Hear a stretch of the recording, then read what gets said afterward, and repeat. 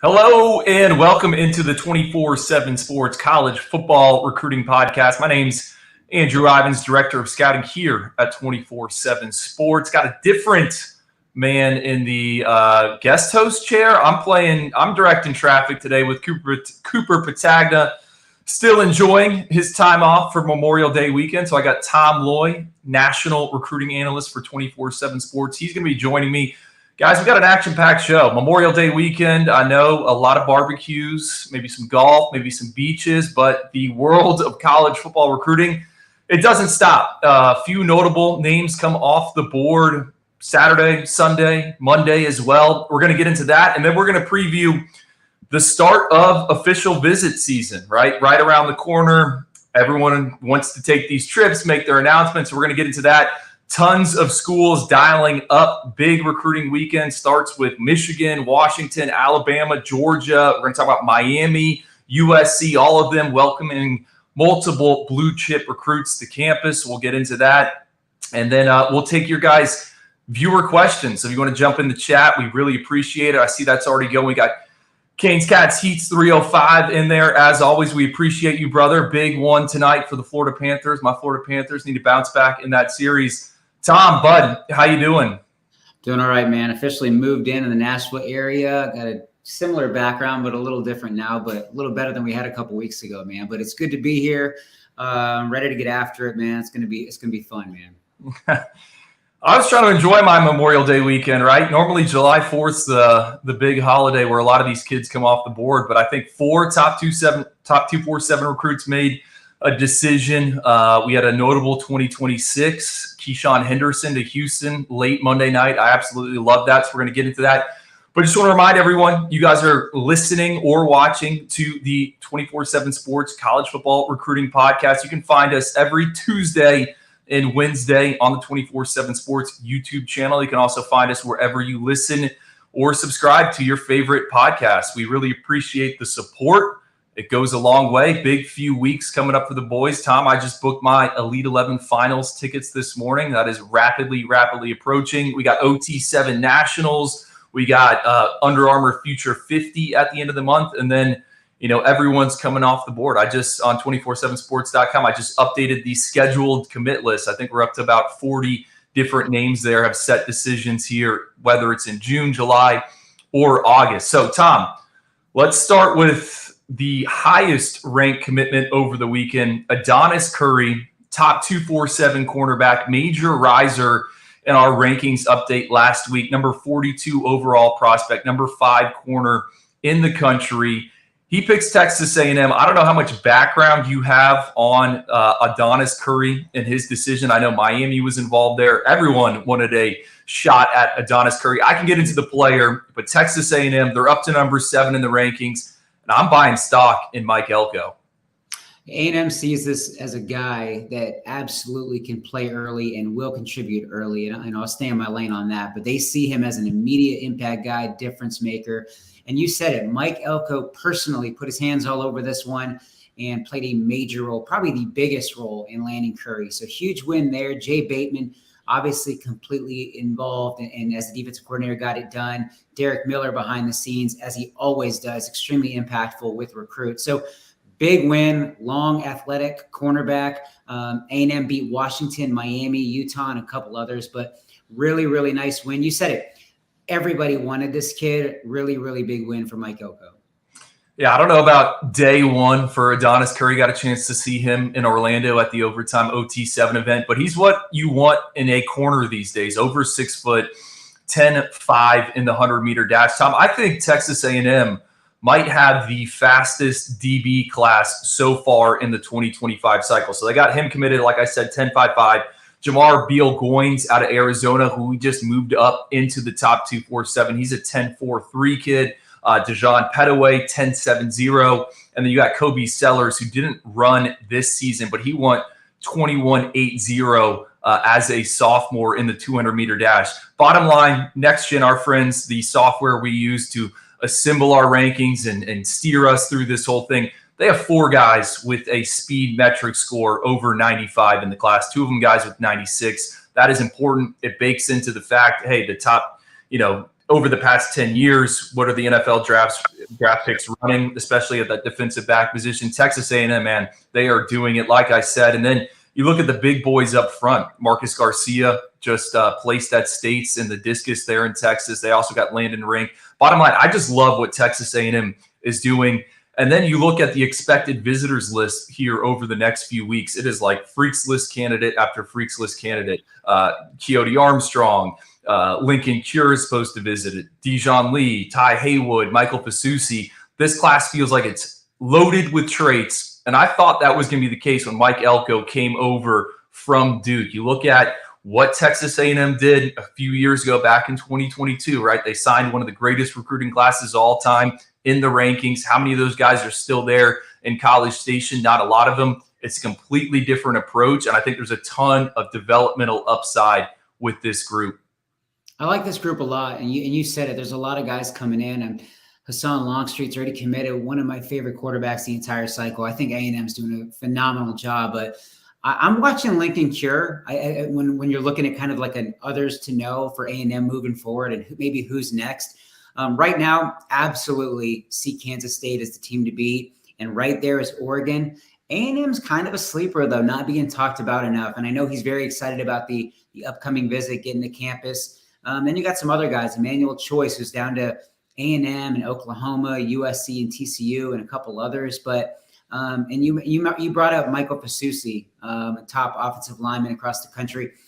It's anybody's guess what he's going to do. He could absolutely pick A&M and shock a lot of people. They're right in the mix along with Oklahoma and Oregon, Missouri, and Texas. So I think when you reach out to all these sources trying to find out where a guy like Fasusi is leaning, at one point people are saying the Sooners, and then people are saying the Aggies, Longhorns coming out of nowhere. So I just think that with this A&M class, anybody worried about where it's trending, I think they just need to take a wait and see approach, see how things kind of move forward.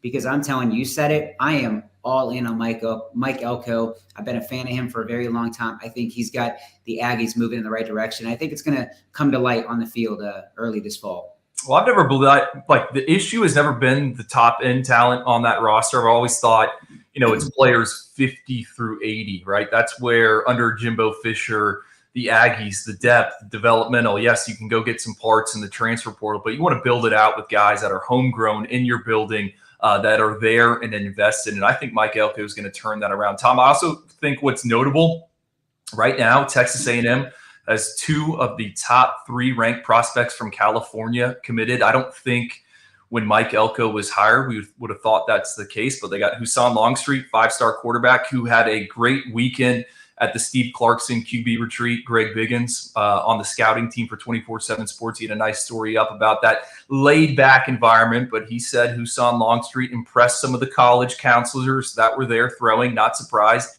He's got one of the strongest arms in the class. And then Adonis Curry sitting there right at number 3 in California rankings. So who would have thought Texas A&M, 2 of the top 3 kids from California, are headed to College Station under Mike Elko. Also on that visitors list, coming up for them, Jonah Williams, 5-star linebacker. Michael Terry, 5-star Swiss Army knife.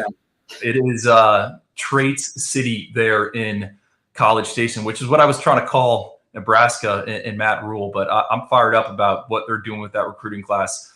Tom, moving to the next guy off the board. This is a program you're obviously familiar with. I think you're very familiar with this prospect as well. Mark Zachary, top 247 corner, number 59 in the top 247, number 6 corner. He picks Notre Dame. I believe that was on Saturday or Sunday. I got my days mixed up. I wasn't moving around that time, but I believe it was Saturday. Yeah. Homegrown product, guy that really, I think, popped on the radar for us this past season when Brownsburg played IMG Academy. I watched that whole game. I've watched it multiple times. I thought Mark Zachary was excellent in coverage out on the boundary. Can play off man. He's got long arms, right? So he's under 6 foot. He's got 33 and 7/8 inch arms. That's what you want in that cornerback position. 2-way player, decorated basketball player there in the Hoosier State. Notre Dame, they are doing it in the defensive backfield in the secondary. I just said Texas A&M's got the fastest DB class. I think Notre Dame has a ton of playmakers. They pair him with Dallas Golden, Ivan Taylor, Ethan Long. It's a strong, strong group.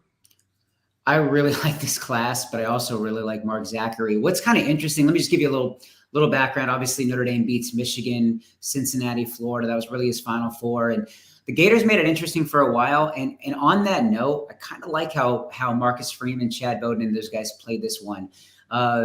Whether it was right or wrong, there was some buzz put out about Tristan Haynes and how a top 247 corner and how Notre Dame was trending in the right direction. And there was some people tossing in predictions and this and that the Irish were going to be the favorites to land him. I never really bought into that because he hadn't even been to campus when people were talking about this. So in my opinion, I saw Notre Dame kind of doing this to like, hey, alert Mark Zachary, alert Dallas Golden, who ended up committing. We're trying to fill up with some elite talent. So if you want in, we need you to jump in sooner rather than later. And that's exactly what happened. So Dallas Golden ended up committing. Mark Zachary told them a few weeks ago he wanted in officially. And also shout out to Micah Shrewsbury, the basketball head coach at Notre Dame. He made it very clear talking to Zachary that he's got an opportunity to play two sports in South Bend if he'd like to. So Notre Dame really wanted this kid. They did not want to lose him. They did not want to let him slip away to Florida, Michigan, or a couple of the others. And Micah Shrewsbury helped. Marcus Freeman got it done. Shout out to Mike Mickens for getting it done. He saw him early, targeted him, made him a big-time priority before he was even ranked by any site. So really good evaluation by those guys. And I think them kind of putting, turning the heat up, kind of forcing his hand a little bit, made him realize like, okay, this is where I want to be. What are we doing wasting our time? I want to be part of the Fighting Irish, and Mark Zachary committed. So nice win for Marcus Freeman. Marcus Freeman, a little twist of the arm there. You've covered the program. Is that something that he has figured out here in cycle, what is it, 3 or 4 for him? The more you get around Chad Bowden especially, that's exactly what they want to do. And sometimes that's going to backfire. You're going to get an early commitment that's like 6 months down the road. It's like, man, why didn't I take those visits? Why didn't I slow it down? Man, I was really interested in these other programs. And sometimes they're going to decommit, or sometimes they're going to want to take potential visits and things like. I think Deuce Knight was really in that mold. Like he knew that it was going to, his spot was about to be filled by either him or Bear Bachmeyer. He decided to jump in the boat. I don't think he was 100% ready at the time to make that commitment. But Notre Dame said, if you want to be here, you got to commit. Otherwise, someone's going to take your spot. And that's really what was going to happen. So Deuce takes the spot, fills up. And then behind the scenes, things have been obviously interesting, whether it's Auburn or Alabama, Ole Miss. I mean, it feels like a new week, new school with him. But all things considered, he's been pretty solid with his commitment to Notre Dame, recruiting his tail off. And pushing everybody to try to get to South Bend. So that's the case where maybe his arm was twisted, but I think he's kind of realized that this is really where I want to be. So I think he's going to end up sticking. Cree Thomas, also part of that Notre Dame defensive back class. Irish #1 in the 24/7 Sports Composite Team rankings, 21 points clear of Ohio State right now. Obviously, there's going to be a lot of movement in the recruiting rankings, I would say, over the next 2 months or so. This is normally when the jockeying, school is moving up and down the board. Tom, does Mark Zachary actually have a chance of playing basketball there in South Bend? I think the last corner that brought this up was Kool-Aid McKinstry. He did about one practice there in Tuscaloosa, and then it was just strictly football. I think this is real. Somebody reached out to me last week and made it clear, like, hey, this guy's got an opportunity to play basketball at Notre Dame. He's that talented of a player. And I don't think Notre Dame would have the football side, I don't think they would have any issues with it. So I'm not ruling out. And I think that this could be a new, I wouldn't say a new trend, but I do think that there's I like when coaches align and say like, hey, let's not keep these guys. I mean, Drake Bowen's trying to play baseball and football, and Notre Dame's done it before. So this could be, like I said, not a new trend, but I think it's real. I don't think it's like a recruiting pitch for Zachary. I think it's genuine. Hey, Jordan Faison was playing in the lacrosse national championship on Memorial Day. And wasn't Marcus Freeman up there in the booth? He was. That guy is everywhere. I mean, that dude has a battery life that's on 100% at all times. So good for him. Faison getting the national championship. As everybody expected, Tyler Buckner leading Notre Dame to a national championship, but not exactly in lacrosse. So pretty cool for him. His story's been pretty wild, but pretty awesome. Well, let's move to UCLA. They get their quarterback over the weekend, Madden Iamalieva, brother of Nico Iamalieva, who, if you don't know the name, you will be very familiar with it after this upcoming season at Tennessee, the former 5-star recruit. I hate kind of how sometimes we pair these guys as like, oh, the younger brother, because Madden can play, right? He was my alpha dog at the overtime OT7 event a few months ago there in Orlando. I should say a few weeks ago. Number 164 overall in the top 247. Our number 11 quarterback. We're not going to get him at the Elite 11 finals. We will see him at the Polynesian Bowl. This past season, 11-2 at Warren High School, or Downey, completing 58.7% of his passes, close to 4,000 yards, 11.6 yards per attempt, 47 touchdowns, 8 INTs. Tom, this is a big one for the Bruins. He could be the 4th highest ranked quarterback signee in UCLA program history, assuming the rankings stay the same. The guys ahead of him, Dante Moore, Josh Rosen, DTR, and Brent Hundley. So, he'd be the 5th highest ranked. 4 of those guys made it to the NFL. Not a ton of success there. We'll see what happens with Dante Moore. But this is a massive one. They're sitting 34th in the recruiting class rankings. UCLA is obviously a new regime there, a new philosophy. I know Carl Reed, Smoke Dixon, they broke that down on one of the coaching staff members on the 24/7 Sports YouTube channel recently. Take me inside this, because Madden was one where it was hard to get much of any feel on that recruitment. Oregon, Arizona, Arizona State, Washington. Those were probably the 5 schools in play when you're adding UCLA. He told Greg Biggins that was his dream school, favorite school growing up. So it seems pretty cut and dry. This was one of those cases where UCLA was the team to beat early on when he was a young kid and learning how to play football. And, obviously when he realized he was going to play college ball, UCLA was probably the team to beat behind the scenes. And that's ends up playing out that way. The Bruins get it done. Deshaun Foster, heck of a win. Eric Bieniemy was the key, though. That was very clear in a great story written by Greg Biggins. And Blair Angulo has been all over this one from day one as well. So great job by our West Coast guys. Throw Brandon Huffman in there as well. But Eric Bieniemy seemed to be the difference maker, and there's a lot. Which makes a whole lot of sense because he's got a great track record of guys on the offensive side of the ball. But this is a guy that, in my opinion, I think will battle for early playing time. A lot to like there. He's gotten better every time. I've continued to see his growth. I'm really, really bummed. You mentioned it. He's not going to be at the Elite 11. I was really, really excited to see him throw it around alongside the best of the best across the country. So that was a bummer seeing him not be there. And then with UCLA at the quarterback position, I have a crystal ball pick for an Illinois kid in 2025, Colton Gamino. I definitely think UCLA is the team to beat there. Florida is also in play, and he's going to visit there and throw for the staff.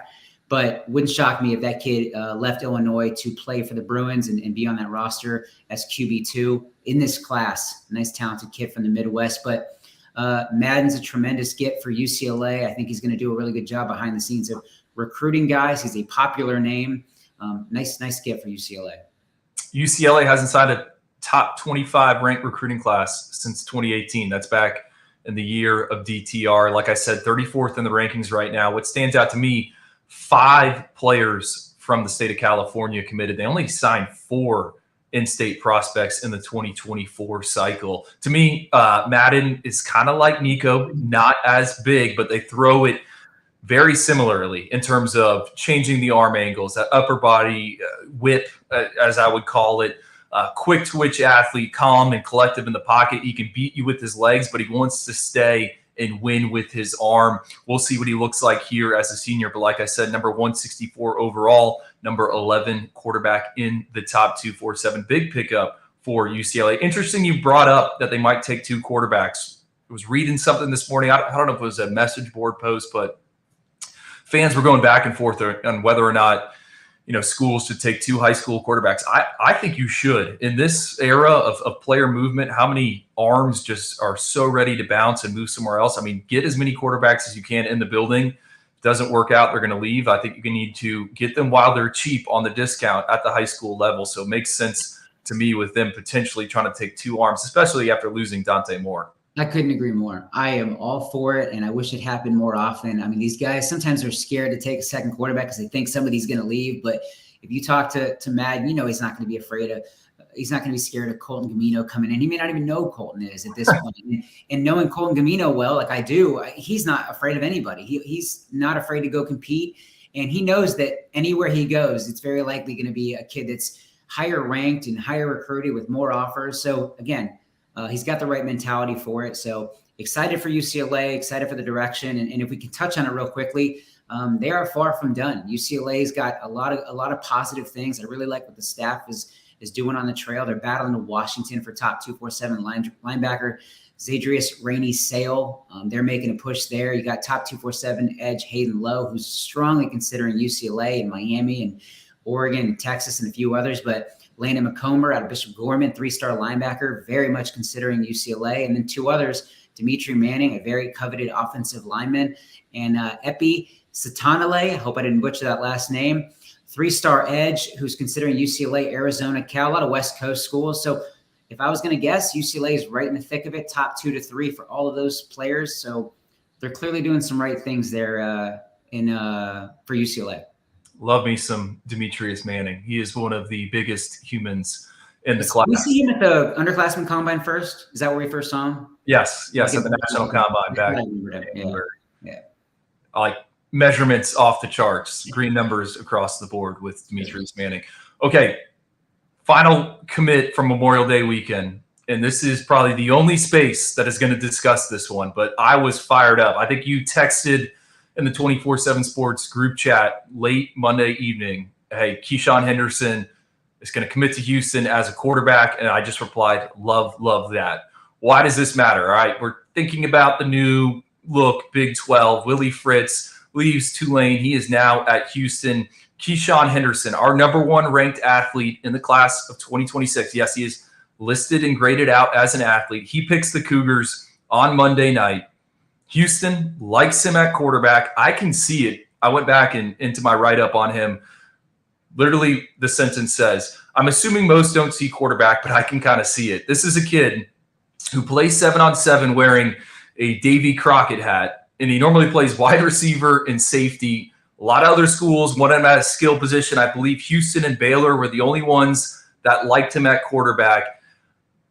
I think this is exciting. When we talk about that new look Big 12, Fritz and that staff, what they were able to do with Michael Pratt there at Tulane, who was a 7th-round pick by the Green Bay Packers, obviously led the Green Wave to a ton of success the past couple of years.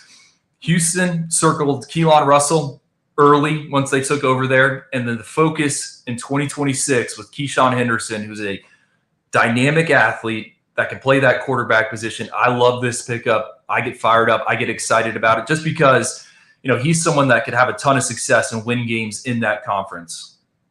I am right there with you. I might be this kid's biggest fan, and I don't know how it's going to work out at quarterback. But this kid is just one of those guys that is going to help your team, help your program, be successful all across the board. And I don't care what position. I am all in buying stock that this kid will play at the NFL level and just be tremendous, whatever he decides to do. I love him, and I've told him this for months. The first time I watched him play safety, I'm like, you are an NFL safety. You're one of the closest things I've seen to Kyle Hamilton in terms of just being so instinctive, so rangy, his ability to run. He sees things happen before they do, and I love that about him, which also translates to the quarterback position. And I've told him, freaky upside at the quarterback position. He just needs to be polished, cleaned up a little bit. So I absolutely see why Houston is all in, pushing for him. Same with Baylor, although they finished runner-up in this one. But there's just a kid that you buy so much stock in, and just great kid, great family, a lot of positive people around him. So much to like here. I am all in, man. Keyshawn Henderson, he is going to be, in some capacity, what position he's going to be a star. Yeah. Assuming he sticks, he'd be the 2nd highest ranked signee ever for the Cougars behind Ed Oliver, who has had a ton of success. I mean, we got a ways to go here. Yeah. But I think Fritz and his staff did a great job of identifying an in-state talent, selling them on a vision, which Mike Roach at 24/7 Sports has written about if you want to check out that story, and then executing. And you're right, Tom. He's got a galloping stride. I think he can make explosive cuts in the open field as a runner. I also think he can do it in the pocket as he gets away from pressure. Not the most consistent with his mechanics. Needs to greatly improve in that category. But if you want a guy that is going to take risks and is going to win you some games. Now, he might also lose you some games. I think Keyshawn Henderson is certainly that. And we addressed this, I think, when we came out with that full expanded top 247 for the class of 2026, kind of waiting for the Texas quarterbacks to emerge. Where are those guys in the Lone Star State? I'm not saying Keyshawn Henderson is QB1 in Texas, but I do think he is one of the more polarizing options at that position. Watch out for Houston. That's all I'm saying. They only got a few kids committed right now in the 2025 cycle. 2026 class ranks number 11 with Keyshawn Henderson. I mean, they just got him in the boat. But this, to me, was a sign of what could be to come there for Fritz and his staff at Houston. And one thing about that is there's zero, unless I'm missing something, there is zero reason for him to commit early to Houston. Like, he's not going to be pressured, like your spot's going to be gone. So when we look at, like, is this kid really going to, is the number one ranked athlete in 2026 really going to stick with Houston, an elite quarterback possible? Like, I think he's going to. I think he's going to stick because I think he knows he has a great connection with the coaching staff. Big Willie Fritz guy, loves Coach Bell. There's a lot of connections there with his high school coach at Michael Bishop. Like, they go back. So there's a lot of strong ties here that make me feel like this is it. This is it for him. Everybody's going to come at him, throw a bunch of money at him, this and that. But I think Houston's going to really keep him in the fold as long as the coaching staff stays there. And he's just going to recruit his tail off for the next 2 years. This really is a big win, and I see this one sticking.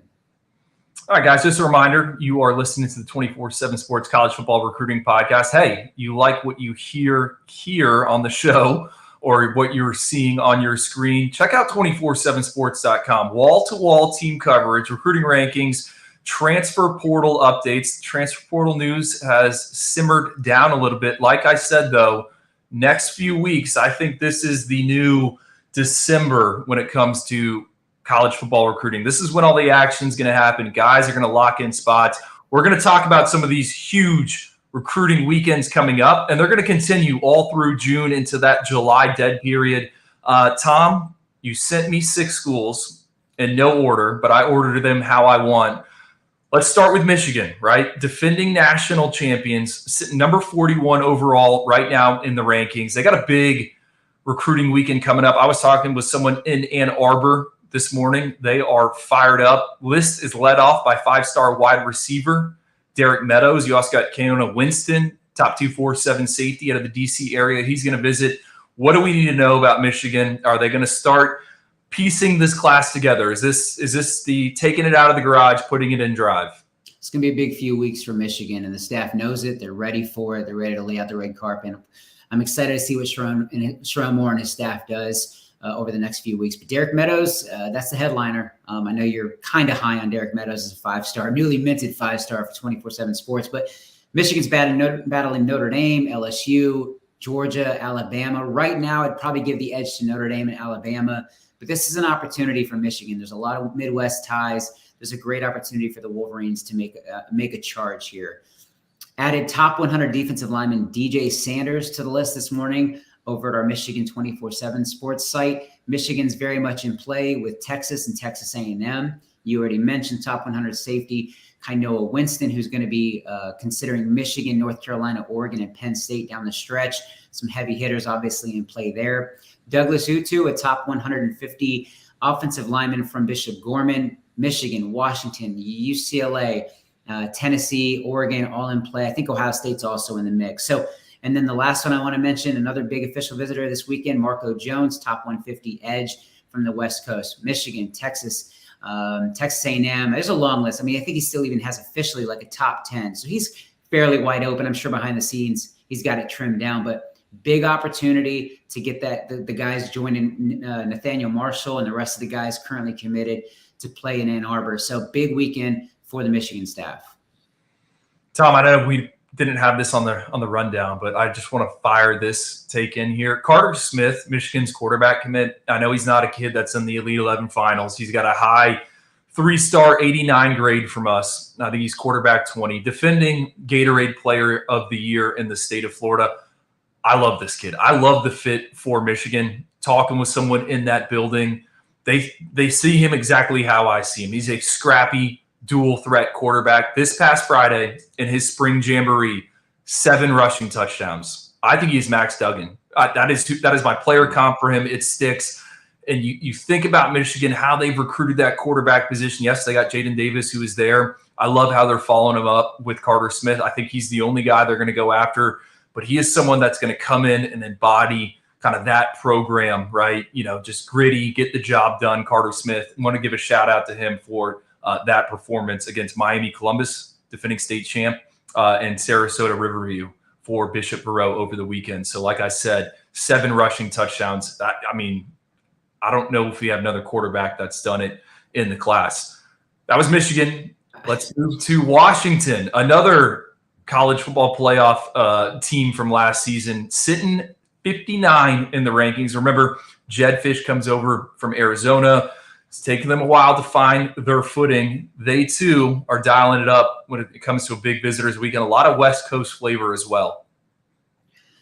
I like what they're doing this weekend. Madden Faremo is a big-time prospect, one of the truly elite linebackers, and Washington believes that they are quietly more in this race than a lot of people are giving them credit for. I'm watching Notre Dame, Ohio State, and USC. Texas is also in play. He's going to take a bunch of official visits and then make a decision after that. But Washington sees themselves as a legit contender there. Top 100 cornerback Dijon Lee is going to be a huge priority for the Washington staff this weekend. Georgia, Bama, Texas A&M also in play. That would be huge for Washington to make a move there. You got Phillip Bell, top 247 wide receiver, considering Washington, USC, Ohio State, and a few others. And then you got Dylan Robinson, a guy that I really like, a four-star athlete, two-way guy. Some like him at receiver, some like him in the defensive backfield. And Washington's very much in play. Notre Dame, UCLA, Utah also under consideration. And then lastly, to really wrap it up with the four-star visitors, you got top 150 tight end Caleb Edwards, who's looking at Washington, Bama, Auburn, Oregon, and a few others. So a lot of headliners, a lot of big-time prospects that Jedd Fisch and his staff are going to be all over this weekend. And May 31st, we could look back. I mean, there's a lot of guys that I could see ending up at Washington on this list. And this weekend's going to be huge for them and over the next few weeks. Kind of jump in 2 comments right here. Jake Wade says Michigan isn't getting any of those kids be real. Hey, not my space. I think there's some confidence in Keona Winston. Is that how you say it? Or Keona Winston? I think it's Kainoa. And I think he fits what Michigan wants to do in the secondary. Second thing, Moose. Carter Smith is higher than a 3-star. Moose, I'm going to say this, man. At 24/7 Sports, we have 17 quarterbacks in the top 247, right? So we have 17. There's some other services out there that have 35 with a 4-star designation, right? We're selective. We take our time with those quarterbacks. We want to see how the senior seasons play out, not trying to race and name every quarterback a 4-star prospect. So, 17 against 34 or 35 quarterbacks out there. We're going to be a little bit more conservative when it comes to the quarterback rankings. Real quick on Winston. I mean, the reason I feel like Michigan, I think you agree with what you're hearing, Michigan making a move is because early on it was like North Carolina or Penn State. What's he going to do? It's going to be one or the other. This Michigan staff, the new Michigan staff, has really cemented themselves as a player. So they're climbing. They have a shot with Winston, and don't be surprised if they are trending up in the right direction after this weekend. All right, Tom, back to Washington. You didn't bring him up on the visitors list, but Raiden Vines-Bright, kid out of Arizona, now at IMG Academy, high 3-star wide receiver. That was a big win for that Washington staff. Obviously, they had some ties from them to him from when they were down in Arizona. I know schools aren't chipping or still chipping away at him. Is any read on him? Is he locked in here with Washington? I think he's locked in. I haven't touched base with him for a few weeks because that was my guy, and we were communicating consistently for months. So once he committed, I decided to let him get a break and not push too hard to double check on information. But no reason not to think he's on board. Mom's on board. Everybody very, very excited about Washington in the future there under Jedd Fisch. So I think he's locked in, but no question, especially him being at IMG. I mean, schools are going to be there constantly in and out of that building. He's going to get plenty of opportunities to go anywhere he wants, but I always felt he was more of a West Coast kid. I think he's going to stay out there. So Washington's got their foot there in the door. They're going to be tough to beat. Dijon Lee, guy, blue star prospect for me. Washington, that one jumps out. And then Chris Lawson, wide receiver out of the San Francisco area, buzzed him last week. I think, he's a guy that has a chance to move up into the rankings for us. Obviously, if you're Washington, it's easy to sell what they have done at the wide receiver position. Obviously, some new faces and new places, but you can go to Washington and be selected very high on in the NFL draft. And then finally, Dimitri Manning, also local kid that's going to visit there this weekend. So that's Washington for you. Let's get back to the SEC, right? The Blue Bloods. Georgia. Big weekend coming up for them. Right now, sitting number 13 in the rankings, 9 prospects committed. I think they're going to bring in, 18 official visitors this weekend? It's something crazy like that. Multiple USC commits, multiple 5-star prospects. Tom, are they going to get? Who are they getting out of this group? Man, just to touch on what you said at the start, I got a peek at the next couple of weeks of guys heading to Athens. I was blown away. It doesn't really surprise me, but just looking at this weekend alone, wouldn't shock me if Justice Terry, 5-star defensive lineman, ends up flipping from USC to Georgia. I know the USC fans already hate me, so go ahead and just, keep that thing going. But it is what it is, man. 5-star edge, Isaiah Gibson, also committed to USC. Wouldn't shock me if he eventually ends at Georgia. And I'm not saying this weekend. I think they all have plenty of visits to take, and they're taking their time, and they're really in no hurry to do anything. So I think Georgia's in a really good spot for both of them. And honestly, I know he's not on our official visitor list, but I was told this morning the 5-star defensive lineman Elijah Griffin is expected in-house this weekend at Georgia on an unofficial visit. So that would be massive. We reported that this morning at Dogs 247. So huge weekend. You got 5-star linebacker Zayden Walker, who's looking at Georgia, South Carolina, Penn State, and Miami. You got top 100 wide receiver Talon Taylor. I know you're going to go in on him. You saw him multiple times, I believe, recently this offseason. I'm a fan. You got top 150 wide receiver Travis Smith Jr. I literally could go on, and I will. But top 150 O-line Nick Brooks, top 247 O-lineman Juan Gaston, and then 4-star cornerback Chris Ewald Jr., and then a guy that I'm really, really high on that I think, no disrespect, Andrew Ivins, because I think you're the best in the business, 3-star offensive lineman Michael Carroll, I think is one of the most talented offensive linemen in the country, and they are in a really good spot along with Bama, Michigan, and Penn State. I just look at the visitors list, and I'm like, this is Georgia's bread and butter. Big, massive offensive linemen and Juan Gatson, Nick Brooks. I mean, those are two of the largest when it comes to the measurables. And then an emphasis when it comes to the pass rushers. We know Zayden Walker, Kirby Smart has personally sunk his teeth into that recruitment. I want to ask you, Tom, Isaiah Gibson, Justice Terry, they're not a package deal, are they? I've never heard that. And I don't think Anna Adams, who does a phenomenal job in the Southeast, I don't think she's ever reported that early either. So all of those independent recruitments, I just think that Georgia in the end is going to be tough to beat. Which one do you think Georgia has a better chance with, or is it kind of even? Honestly, I see them both flipping. But yeah, I don't know. I wouldn't say either one, because Justice Terry is still looking at Florida State as well, so he's gonna give them a peek. They have an opportunity. Isaiah Gibson would probably be the one I'm giving the edge to, but again, Auburn, Florida, Ohio State, all in play, so it'll be interesting. Yeah, and then one more guy I want to bring up, Kevin Wynn, top 247 defensive lineman, rare body type in this class. Kind of reminds me a little bit of Nas Johnson, who Georgia flipped from Florida last cycle. In-state product, southern part of the state. I think it's Georgia. And then you didn't even have on here my guy, Laganza Hayward. I was told this morning that I didn't have him on there because I don't know for sure if he's going to make it. Okay. So, yeah, that's why. But I mentioned it before, but I was curious. Could you share with everybody, after seeing him in person, Talon Taylor, just kind of your takeaways, if you don't mind?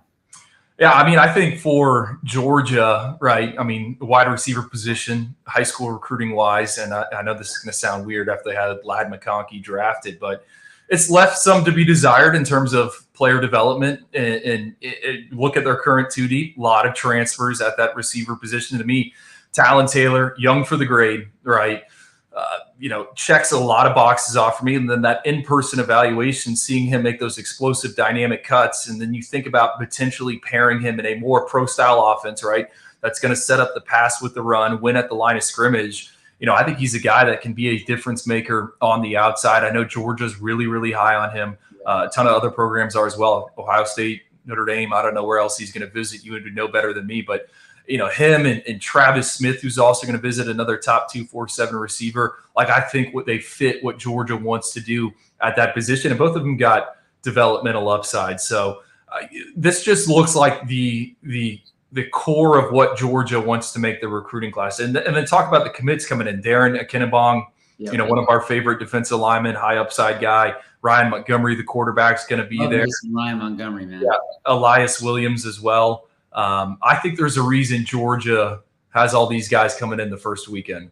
Huge. They're going to do a great job recruiting Ryan Montgomery. Every time I'm looking at Twitter, he's on there recruiting somebody to Athens. So he's a big win, and I already said it, but love Talon Taylor. I think he's a priority number one for James Coley, Ryan Montgomery, Kirby Smart.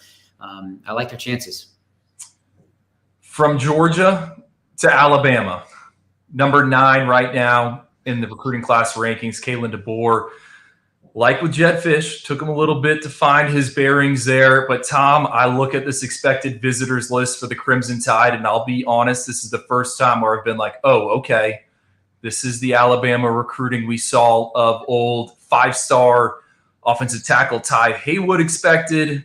Keelan Russell, who's a much discussed prospect on this show, SMU quarterback commit, he's expected. And then Andrew Olesh, the tight end. And you got a bunch of other names here. Take me inside Alabama's weekend. Ty Haywood doesn't get much bigger than that, man. Alabama very much in play. You got Florida State, Oklahoma, and then a bunch of Texas schools all battling it out.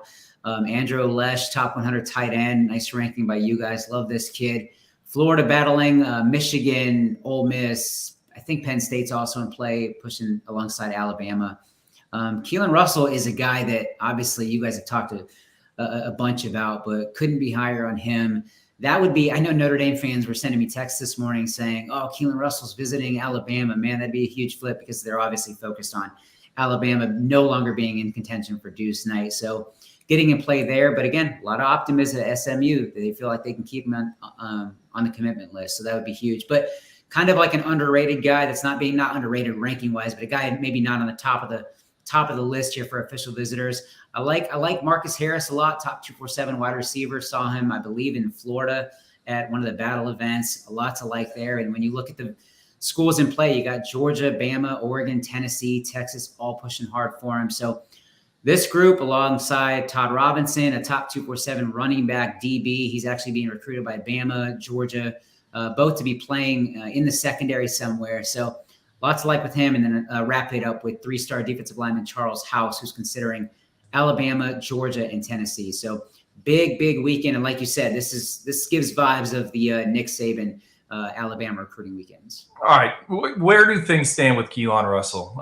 I know Alabama was in there, but I'll be honest, when I opened up the rundown, didn't know that they were getting an official visit. You said it, SMU feels optimistic on Keelan Russell, but Ole Miss has been linked to him. Florida's been linked to him. Who do you think has the best chance of flipping him right now from the Mustangs? I think Alabama has a lot to offer. I think that they're in a spot that's probably better positioned than Florida right now, but I think it's too early to really make a final projection at this point for down the road. But everybody I talked to connected with SMU feels like, yeah, they're nervous, but they definitely think that they have enough on the table that will make him happy, and they set him up depth chart wise and success to keep him locked in. But there's a lot of schools across the country still pushing for him.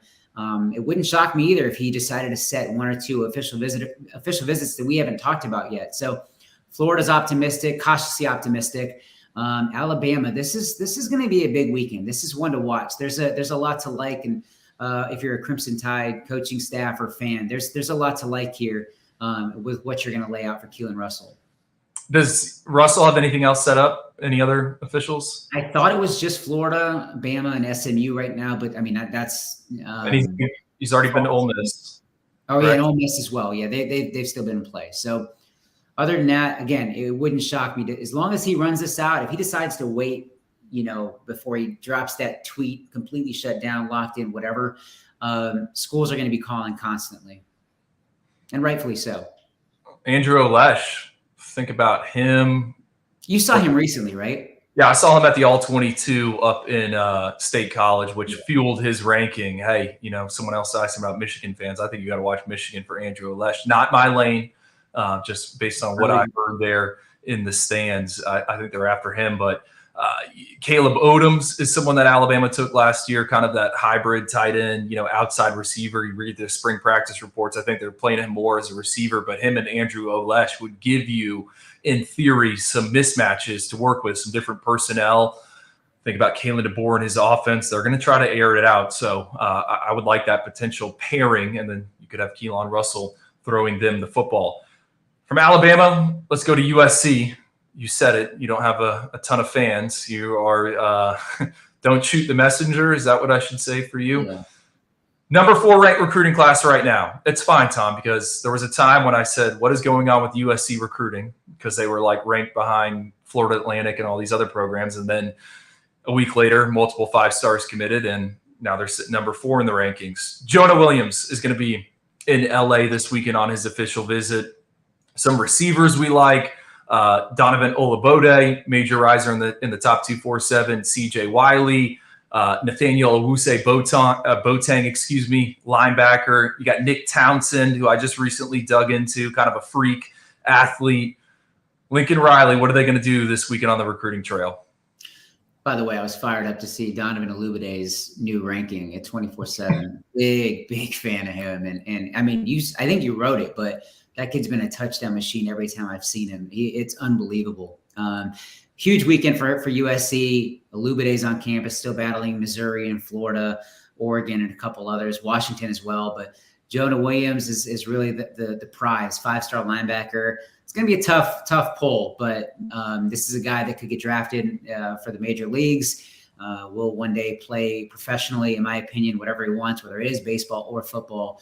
USC battling LSU, Oklahoma, multiple Texas schools, Oregon, and Ohio State. You got Nathaniel Owusu Boateng. Right now, my best guess would be somewhere in the Midwest, like a Notre Dame, Ohio State, or Michigan, but USC is very, very much in play. You already mentioned Nick Townsend, who's USC's battling Bama, Texas, and a few others.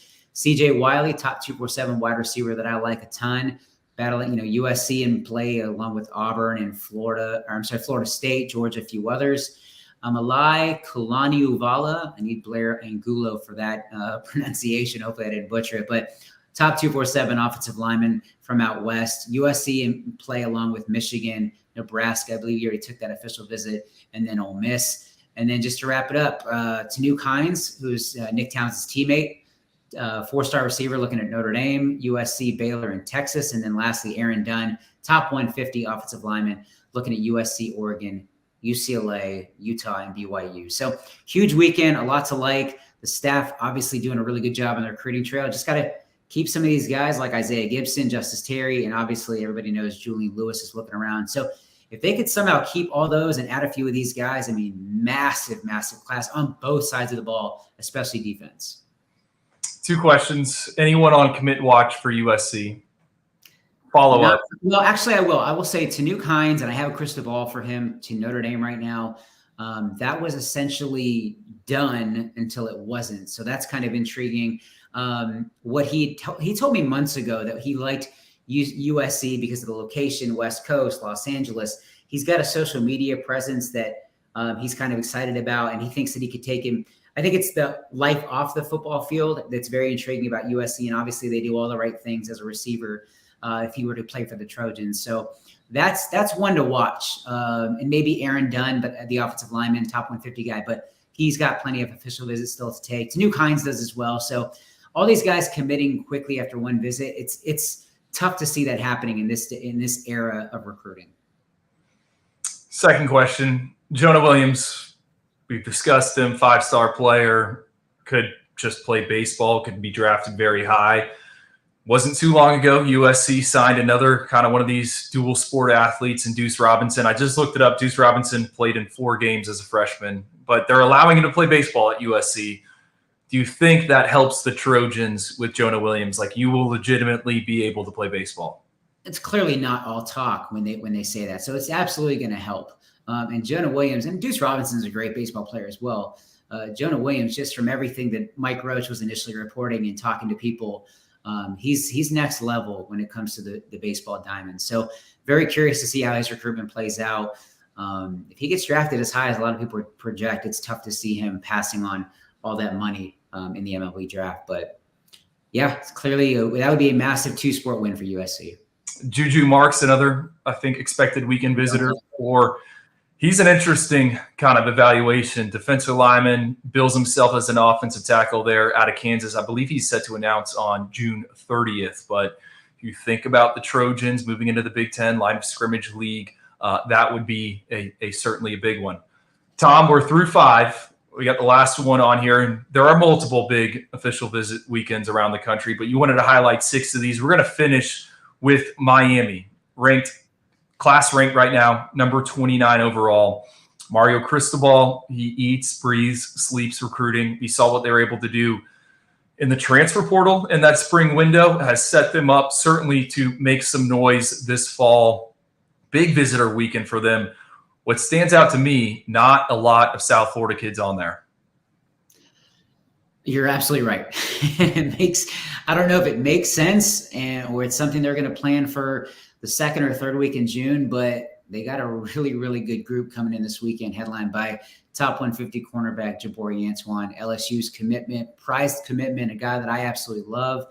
Miami, Florida State, LSU in play in that one. You got top 100 edge Zion Grady, who some believe could land at Miami. This is a huge weekend for him, so they got to push all the right buttons because Auburn, Florida State, Georgia, Ohio State, who just recently had him on campus, they're all very much in contention. I shouldn't leave out Tennessee as well. They're also in play. So, and then right there in Alabama, you got top 100 linebacker Eric Winters coming to town. Some see him as a linebacker, some see him as a safety. Either way, terrific football player. Miami's battling Auburn, Florida, Georgia, and a few others. And then you got top 150 edge Javion Campbell, who's been a stock-up guy for the last few months. A lot to like there.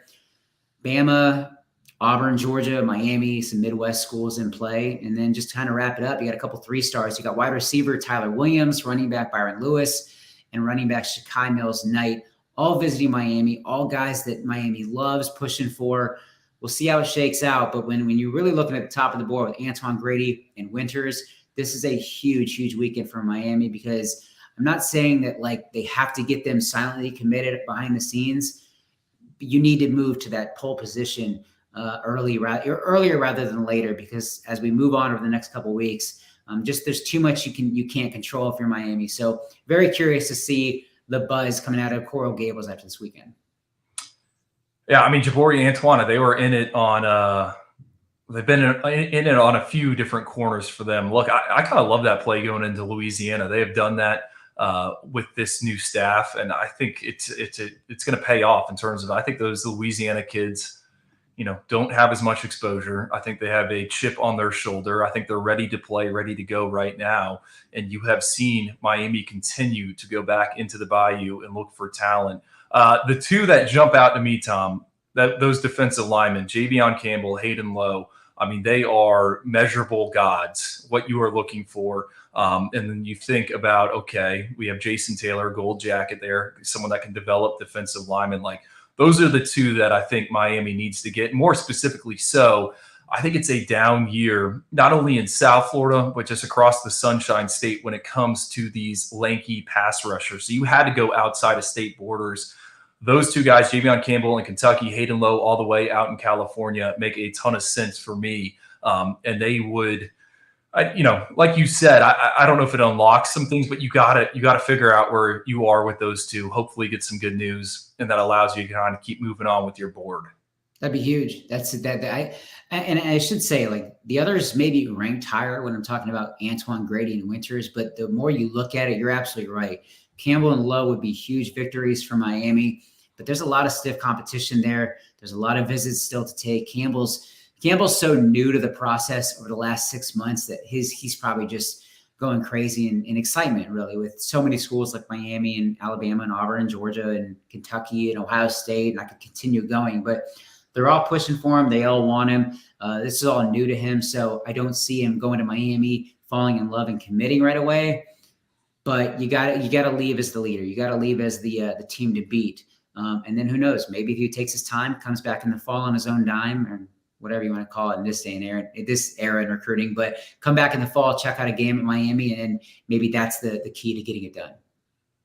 Yeah, they are. I'm going up through their visitors list. They are hunting for D linemen all across the country, which is what they did last cycle. Anything else on Miami, Tom?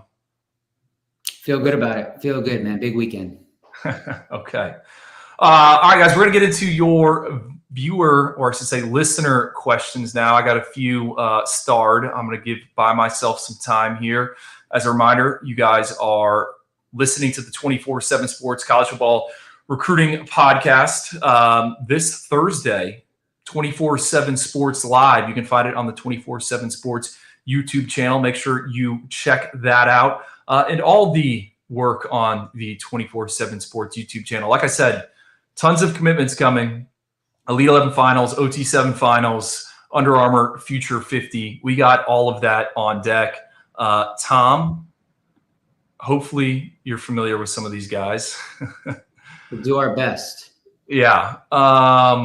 Question for Tom. This comes from Kane's Cats Heat 305. Good friend of the show. Good to see you, brother. Love that guy. Who do you think is the leader for Hayden Lowe before his Miami official visit?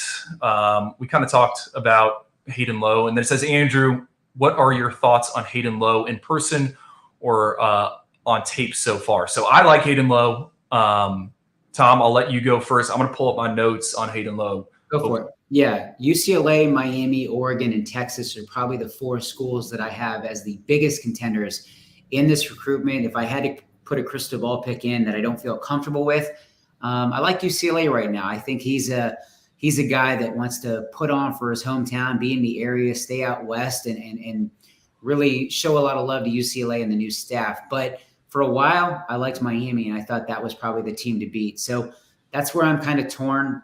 He could obviously pick Texas or Oregon, but I think this is really 2 schools sticking out for me, are UCLA and Miami. A tough call, but I really think the new staff, the new direction of the program, this is one that I could actually see Deshaun Foster getting done. Hold on, I'm trying to pull up Hayden Lowe. Yeah, I had a 3rd round grade on him, so that's where he is. Imposing frame, how you want them to look. Scheme versatile. I think he can play multiple alignments. Generate speed. I think he's got to improve the get off, snap anticipation, but good flexibility, ability to redirect and retrace. Definitely think he could potentially be a riser with us with some more context as a senior. So I am a fan of Hayden Lowe. And like I said, I think for Miami, so important just with kind of how the board has shaken up. Tom, another one. We discussed this guy a little bit from Corey Williams. Tom, do you think Georgia leads for Taylon Taylor?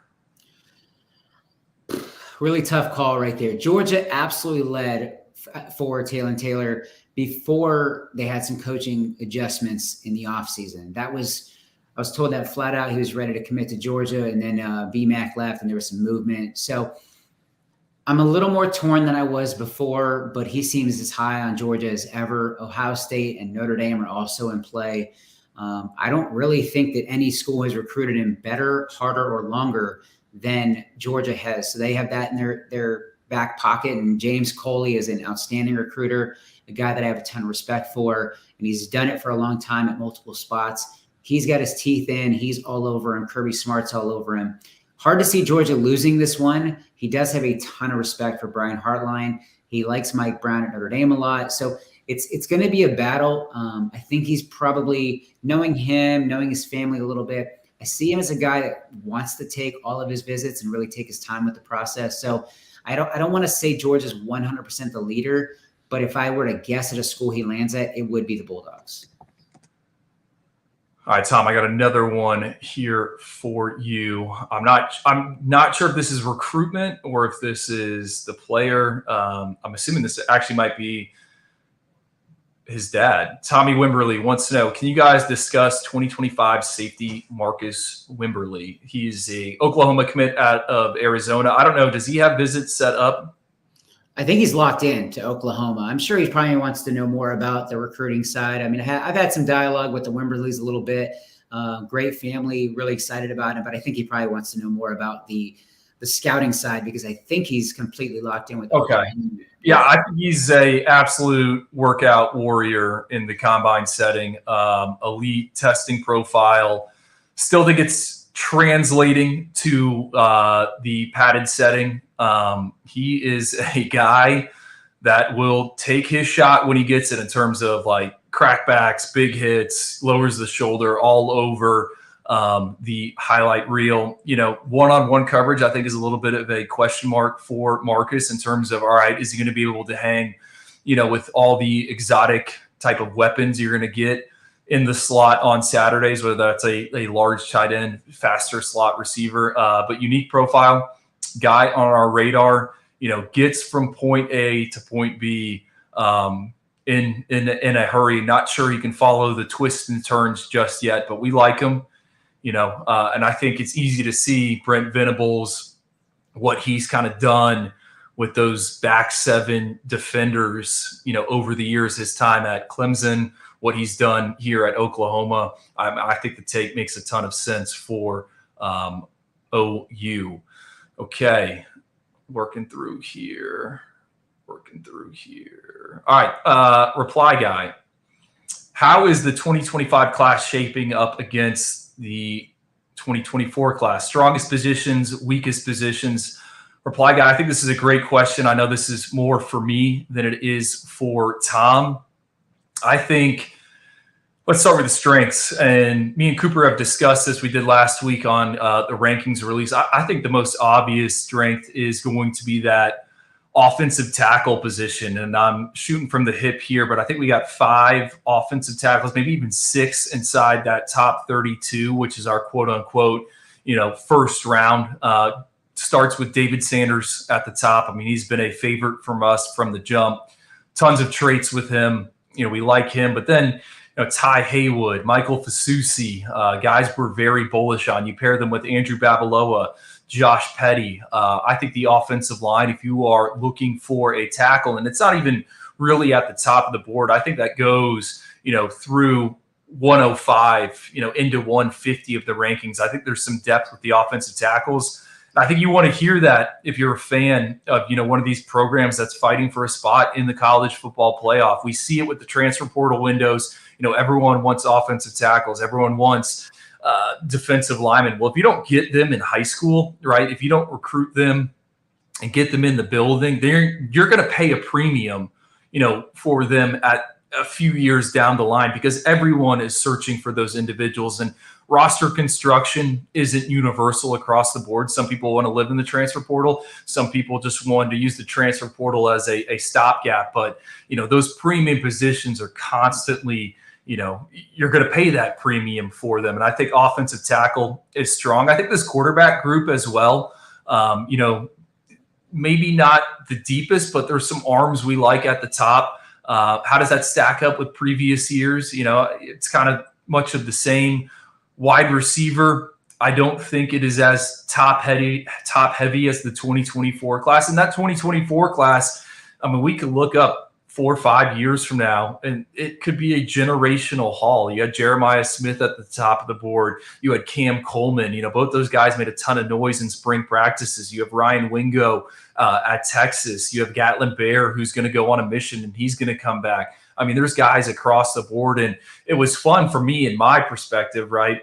Seeing all these guys, getting that final exposure to them at the All-Star games, and then reading how they did in spring practice. I mean, a guy like Jordan Shipp at North Carolina, there's a chance he can get on the field. So I think premium wide receivers, I think Jamie French is a great example. 5-star for us, LSU, Texas, and all on him. I think if you took Jamie French and you put him to the 2024 crop of wide receivers, is he a 5-star prospect for us? Probably not. Now, that can certainly change as we get to know him after a senior season and those all-star settings. But right now, I think the wide receivers are lacking a little bit. And then finally, I think edge rushers. I think, those guys have yet to really emerge. Those premium pass rushers like we saw in the 2024 cycle. And now I will say, kind of the caveat with this is look at LJ McCray from last year, finished in the top 5 for us. LJ McCray had 3 sacks as a junior, absolutely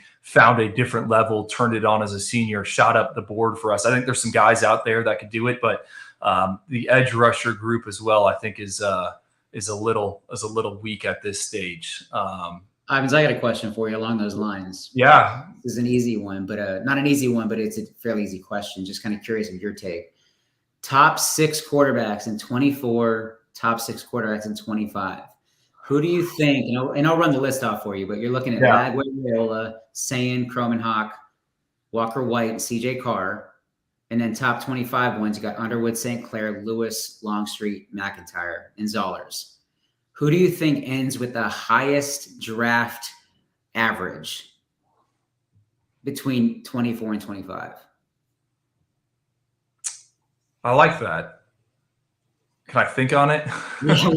we might want to push this back for a while. Yeah, because here's top heavy, and I love Underwood and St. Clair, and I think they may be potentially the highest 2 drafted guys. But I know you're super high on DJ Lagway, so it's tough, man. That's what makes it torn. But I would lean toward Yeah, I think the top of the both. So like those 1-2 is kind of a wash, right? Those are Right. ones you want to wash. So which four are you buying stock in? But I think, the next four in the 25 rankings, like what if I don't think it's going to finish that way? Like That's that's also fair. So right now my gut would say 24 because I'm super high on Julian Saint and TJ Carr. But if there's some movement in 25, super high on Hassan Longstreet too. So I would lean towards 24 if you're calling the top two a wash. yeah. I don't know, because I love those two in 25, man. I'm a big Tavian St. Clair guy. That's a fun question. Ask me after the Elite 11 finals. How about That's a good point. Okay. all right, let's do two more. I'm going to address this one real quick from Armando Paella. I believe that's right. Do you guys see Miami QB commit Luke Nickel rising now that he is an Elite 11 finalist? Great question, right? We got 20 quarterbacks at the Elite 11 finals. We will have a microscope on all of those quarterbacks. And we're going to update our rankings after the Elite 11 finals. I think Luke Nickel's a guy that certainly has a chance to move up. I don't think the Elite 11 is going to be the end all be all for him when it comes to the evaluation process. Like all these other quarterbacks out here, just because a guy's invited to the Elite 11 doesn't mean, hey, we're going to shoot him up in the rankings. I mean, there's some guys we love to get the extended exposure points to, see them, alongside the quote unquote best of the best in their class. I think if you're a Miami fan, you should be more than excited that, hey, Luke Nickel is going to be out there in LA. I think that is the third or fourth straight year for Miami. They had Ja'Cory Brown, Emory Williams. Did they have anyone last year in the Elite 11? I can't remember. No, maybe not. We'll certainly see with him. I mean, he's a guy that has been much discussed behind the scenes. All right. Last one. Let's see if we got one for you, Tom. Yeah, I was looking for one. Nothing really jumped out. Okay. Well, then I'll answer this one. This one, another one from Kane's Cat Heat 305. Question to Andrew. With camp season a week away for college teams, how much input will you take from college coaches on their in-person evals of a player? Does it vary between 3-star, 4-star, 5-star? There is some college feedback, right? You can get from the college camps. I think what has changed so much in the past few years is a lot of these soon-to-be seniors just aren't going to work out. There will be limited workouts for them. Those guys are in official visit season now. And, I could make a case that this is kind of the issue with the transfer portal and why we have so much roster turnover, because you're not getting those live exposure points. I think really the big thing when we talk about camp season, Tom, and I'm not sure if you agree, but you've covered the Irish invasion when you were at Notre Dame. To me, like my eyes are popping for, okay, maybe some uncovered seniors that we didn't know about, soon to be seniors, guys that weren't on the Under Armour Next camp circuit, guys that show up somewhere, test really well, do well in drills. You always have some of those, but really it's the underclassmen. Miami does their Legends camp. I know Texas A&M's got a big camp coming up. Georgia does some camps. Georgia probably does the best, I think, of just getting actual dudes to work out. You see the list of guys that work out, and you're like, whoa, okay, they get it. But really, I think underclassmen is the biggest thing. And it isn't all right. You talk to a college contact, and they're like, this guy's a 5-star or something like that. It's more of just exchanging information, because sometimes they will ask me or other people on my team, hey, is there any guys we should get into camp or something like that? So, we're lucky on certain occasions to get some verified measurements out of these things. But really, I think it's all right. We want to see the underclassmen, start constructing that 2027 list, start constructing and rebuilding out the 2026s, because it's so long from what it used to be in terms of these summer camps. I mean, I remember Devontae Smith finding a pair of cleats and working out. I remember Evan Stewart at Florida a few years ago working out. I mean, Oregon used to have a big camp out there when Mario Cristobal was running the show, but it seems like so much of that has gone away, and it's just visits now and getting FaceTime with recruits. I think for you as the director of scouting at 24/7 and being the lead dog with everything, and rightfully so, I think it's important for you to go to camps and know who's going to be there and have an idea so you can say like, hey, I've really been watching this guy on tape. You want to see what he does. But for me, when I'm at a camp and I'm watching guys and kind of going outside my normal recruiting scoop role and trying to evaluate, I like going places and not even having a clue of the guys that are going to be there. Yeah. And just watching and finding the unnamed guys, the unknown guys that you're like, oh, wait, that kid's got like 10 offers. I had no idea who that was and things like that. So that's kind of how I look at camps. And I think that it's extremely important to do both. But the more you can go in without an idea of of everybody who's there, because it's very easy to gravitate towards a Derek Meadows if you know he's going to be there working out. But I like watching the guys and the unknowns that kind of just skyrocket out of the blue, and you can kind of claim them as an early evaluation. But the other thing you said earlier about you like how guys, whether their ranking is through the roof and they have the offer list and they show up to work out, like Braylon Womack, who you have ranked as our #1 safety in the entire country in 2026, he is going to be working out at Notre Dame for the Irish Invasion. And that like blows my mind. Like, he doesn't have to work out. He's going to have a Notre Dame offer as soon as he steps on campus. Marcus Freeman wants to deliver it. But the fact that he's going to work out, like that just says so much about that kid and makes me like his ranking even more, man. I love the guys that love to compete. So, yeah, I think because me and Cooper talk about this all the time, right? Do you want to go into a camp and do you want to have a roster and an idea of who's there? You're right. Like for me, sometimes, okay, because you want to make sure you see these individuals, but it's also fun when, and I'll give you an example, overtime OT7, Madden Ivins team, like this receiver was just going off. And I'm like, who is this guy? And then finally, so he scores this touchdown in front of me and I grab him. I'm like, hey, what's your name? Like, you're not on any roster of the 45 they've provided. And he's like, oh, I'm Samorian Wingo. I'm like, oh, we have you ranked in the 2026 top 2-4. Like that is a gratifying feeling.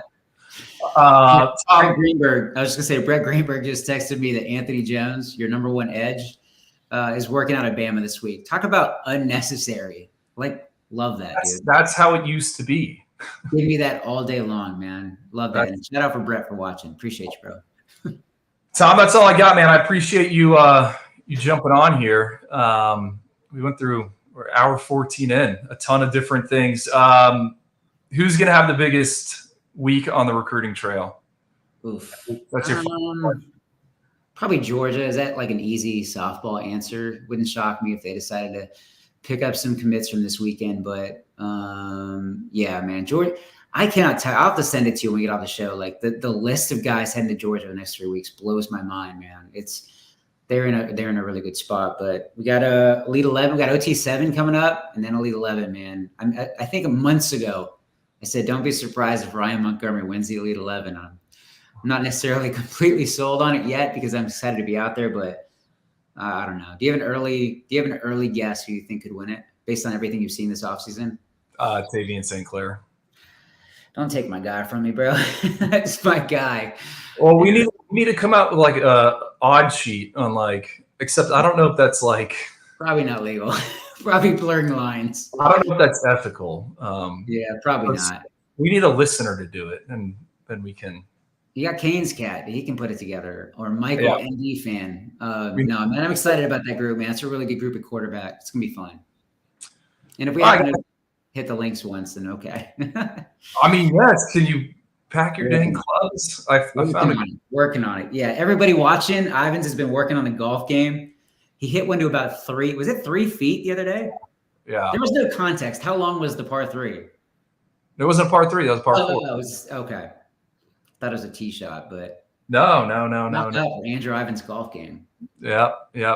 Well, guys, we appreciate you listening to the 24/7 Sports College Football Recruiting Podcast. We will be back on Wednesday. You can find us, as always, Tuesdays and Wednesdays, noon Eastern Time, 1 Central, on the 24/7 Sports YouTube channel. Cooper Petagna will be back in the saddle. I'm sure we'll get Tom on here later in the month, as it's going to be a busy one for 24/7 Sports and really the recruiting industry as a whole. I'm Andrew Ivins, your director of scouting. That's Tom Loy, national recruiting analyst, now based in Nashville. We will see you guys next time.